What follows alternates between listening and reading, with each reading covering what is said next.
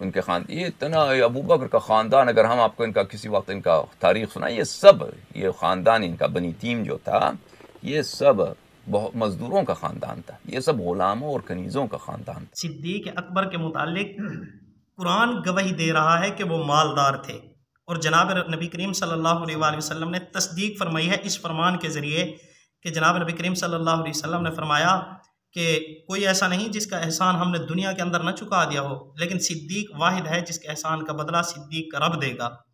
اور قرآن کہتا ہے الذی یؤتی مالہ یتزکیٰ، اس آیت کی تفسیر کے اندر شیعہ نے بھی اس بات کا اقرار کیا ہے کہ یہ آیت صدیق اکبر کے متعلق اتری ہے، صدیق اکبر کے متعلق ہے۔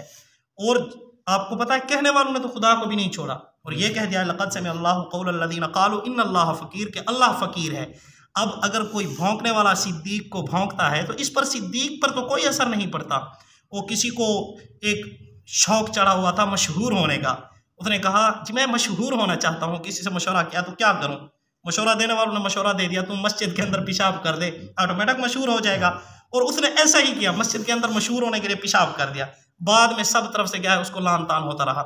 اب اگر کوئی مشہور ہونے کے لیے مقدس ہستیوں کے خلاف بولتا ہے، تان و تشنیع کرتا ہے، جس کو حضور نے فرمایا یلعن آخر هذه الامة اولها، اس امت میں بعد میں آنے والے لوگ پہلے لوگوں کو برا بھلا کہیں گے، لیکن صدیق کے بارے میں حضور نے فرمایا ہے جو میرے حقوق ہیں تم پر، ان حقوق کا واسطہ دیتا ہوں، تم میرے صحابہ کے بارے میں ڈرتے رہنا۔ اور اسی کو ہم خطبوں کے اندر پڑھتے ہیں اللہ فی اصحابی لا تتخذوهم من بعدی غرضا، کہ اللہ اللہ کرو، میرے صحابہ کے بارے میں ڈرو، میرے صحابہ کے بارے میں زبان درازیاں نہ کرو۔ اور آپ کو پتہ ہے اگر کوئی مشہور ہونا چاہتا ہے یا مشہور ہو گیا ہے اور وہ صدیق کا دشمن ہے تو اس میں کوئی بہت بڑی بات تو نہیں ہے، مشہور تو شیطان بھی ہے جو اللہ کا دشمن ہے۔ اگر کوئی صدیق کا دشمن مشہور ہو جاتا ہے تو اس میں اس کے مقبول ہونے کی کوئی خاص علامت نہیں ہے، اس کے مقبول ہونے کی کوئی نشانی نہیں ہے۔ کیوں؟